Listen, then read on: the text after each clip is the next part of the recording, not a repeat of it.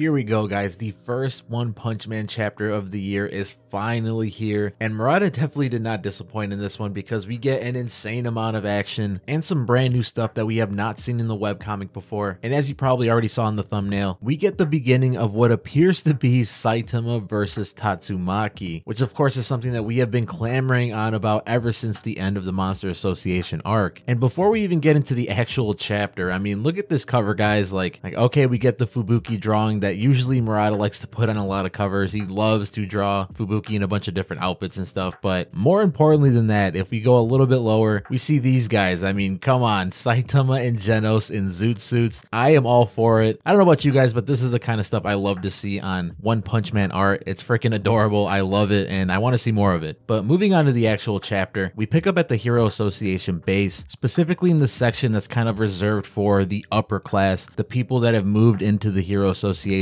for protection since monster attacks have started to become more and more frequent. We kind of start off with this couple that are talking about the amenities that they have there, like the cafe that they're in, the pool that's outside, they're going to be opening a mall soon, and kind of just generally loving their upper class lifestyle. But suddenly things start to kind of shake up. There starts to be some kind of earthquake in the building, and it eventually erupts into like a full-on earthquake. The entire building is shaking and everybody's freaking out. Well, of course, this is not an earthquake, as they notice that it's something coming from directly below the Hero Association, deep underground. And of course, as we know, it's the ongoing battle between Tatsumaki and this Tsukiyomi member that we were introduced to earlier. And of course, this guy's like super overwhelmed by Tatsumaki because she's probably the strongest Esper on the whole planet, right? Well, it seems like he kind of prepared for this because he turns over to Fubuki, who's comically trying to open the ground back up to get Saitama out because, you know, we saw in the last chapter that he kind of casually fell through the cracks and landed in the underground containment facility that's holding all these monsters in it. But suddenly she gets this feeling coming over her and she collapses. Well, it turns out that people from his group or people from his organization somehow got into Fubuki's beauty products, her beauty supplements, and added a substance to one of them that was able to disable her. Now that, you know, raises the obvious question, like how did they get their hands on such a personal item from Fubuki? But we'll actually find out how in a second. More importantly though, the Tsukiyomi member starts to kind of spin his fingers or put his fingers up, which then causes Tatsumaki's legs to start contorting and twisting a little bit. Well, this turns into like a full-on contortion of her body as she gets like all crumbled up. And he says something along the lines that people that are born naturally with psychic powers don't understand balance or something like that. We don't have full English translations here, so I'm kind of working with a translator here, so take what I'm saying with a grain of salt. But what I think is possibly happening here is that he's doing something similar to what Fubuki does in the webcomic versus Psychos. As we all know, in the previous chapter or the one before that, we kind of had Fubuki off panel take care of Psychos and disable her. Well, in the webcomic, it actually shows how she does this. She uses something called a psychic whirlwind, where it kind of disrupts an Esper's powers by doing continuous like circular motions, kind of disrupting the flow of their psychic energy in a way. And that allows weaker opponents to take out stronger opponents. So it might be a similar thing that he's doing to Tatsumaki, kind of disrupting the flow of her psychic energy or disrupting the balance that she has. And that's how he's able to quickly disable her since she was kind of preoccupied with worrying about Fubuki for that moment. Well, he then starts to plan their escape because he opens up the chamber that's housing all of these monsters where we saw Saitama earlier, and he's going to unleash the monsters on the Hero Association and the people that are there so they can make an escape and make it less likely for people to follow them. Well, like I said earlier, we get to also find out how someone was able to get their hands on Fubuki's beauty supplements, and it was actually a spy that was planted in the Fubuki group. This new scar-headed guy pops up, and apparently he was a newcomer to the Fubuki group and was planted there as a spy to plant that substance on her to then be able to disable her and take her away. And this also kind of makes it pretty clear that the Tsukiyomi or the invisible hand have been keeping a close eye on Fubuki and Tatsumaki, and even Psychos, because apparently they knew of her transformation, they knew of everything that she went through, they even knew more than the Hero Association knew. So it's being made pretty clear that they have been kind of watching from behind the scenes and they have something big planned. What that plan is, I'm not really sure yet, but this is definitely a group that we're going to want to keep our eyes on, a group that seems to be planning to do something with these artificial espers and somehow use real espers to further their research and reach some sort of ultimate goal, whether that's God resurrection or something even completely different than that. This definitely seems like something that we're going to be focusing on in the story going forward, and it's all new material, so I'm kind of excited to see what One and Murata kind of come up with all this. So the people there start panicking, like really panicking, because the monsters are about to come up and kill them all, and the Tsukiyomi members are about to make their getaway. Well, of course, in the nick of time, Saitama casually comes up after killing all of the monsters in probably a single punch. And this of course startles everybody, including the Tsukiyomi members, which then allows Tatsumaki to escape her binding for a brief second. And that's all that she needs, because after this, she just goes ham on this freaking guy. She literally turns the pill that was kind of like poisoning Fubuki into a needle thinner than a strand of hair and literally shoots it out of her body and directly at the Tsukiyomi member. And this guy's not nearly strong enough to stop it because it straight up goes through both of his hands and completely takes out one of his eyes. Like, this is like pretty brutal, guys. I had to kind of squint in pain myself when I saw this. So Tatsumaki then threatens to take care of the rest of the Tsukiyomi members as soon as she's done there with him, and then crushes the guy with debris and kind of forms this ball around him. Not really sure if it's killing him or maybe it's just restraining him. And she also manages to restrain the Fubuki group traitor that was trying to escape as well. So boom, these guys are taken care of, and we see Tatsumaki now facing the Fubuki group members. Well, they all start panicking because they all rush to Fubuki to see if she's alright, but then Tatsumaki becomes enraged and goes on to berate Fubuki and the entire group, pretty much saying that they're all a bunch of weaklings and she's not going to allow Fubuki to be around such weak people, which is in turn why she thinks that she is weak. And they all try to plead with her, but she ultimately decides to take them all out since Fubuki won't leave them herself. And this really goes to show why Fubuki was the way that she was when we were first introduced to her in the series, because she was so stuck up with her nose in the air and kind of wanted to be on top of everybody, kind of be on her high horse and have nobody above her. Well, this is kind of why, because Tatsumaki is shown to be very protective of Fubuki to the point where she kind of babies her and belittles her. And Fubuki was so sick of feeling inferior to Tatsumaki that she wanted to kind of create her own little social circle where she was on top, which then led to her getting to the top of B class and kind of having a stronghold over it. I mean, she's different now, but it kind of makes sense why she was the way that she was before. Well, before she can straight up take out the Fubuki group members, we see a hand grab Tatsumaki's wrist, and it's none other than Saitama himself. Tatsumaki tells him to let her go, and Saitama's not having it. He pretty much just says like, nah, we're not doing this right now. This is over. And that's where the chapter ends, unfortunately. But as we all know, those that have read the webcomic, we know what's coming soon, guys. We are about to get a full-on battle between Saitama and Tatsumaki. I really hope that this doesn't get changed, because as we've seen in the last couple chapters, we've seen various things get kind of tweaked around and new additions be added. So hopefully this part of the story stays the same, because the way Murata draws these kinds of scenes, things are going to get crazy and things are going to look amazing. But that is it for today's chapter, guys. What did you think about the first chapter of the year for One Punch Man? Did you love it? Did you hate it? Let me know in the comments below. I want to know your thoughts and ideas below. And also, if you're excited for Tatsumaki versus Saitama, let me know in the comments below as well. That does it for today's video, guys. I hope you guys have an absolutely amazing day, and I'll see you in the next one.